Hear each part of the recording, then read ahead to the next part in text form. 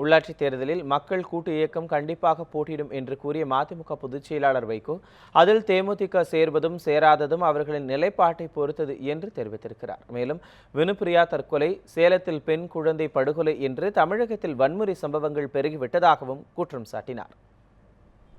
உள்ளாட்சி தேர்தலையும் மக்கள் நல கூட்டியக்கம் என்ற நிரந்தர அமைப்பு, அதிலே உறுப்புகளாக இருக்கின்ற மறுமலர்ச்சி திராவிட முன்னேற்றக் கழகம், மார்க்சிஸ்ட் கம்யூனிஸ்ட் கட்சி, விடுதலை சிறுத்தைகள் கட்சி, இந்திய கம்யூனிஸ்ட் கட்சி ஆகிய 4 கட்சிகளும் இணைந்து உள்ளாட்சி தேர்தலை சந்திப்பதென்றும், தேசிய முற்போக்கு திராவிட கழகத்தோடும் தமிழ் மாநில காங்கிரஸ் கட்சியோடும் நாங்கள் கொண்டிருக்கக்கூடிய நட்புறவு நீடிக்கிறது.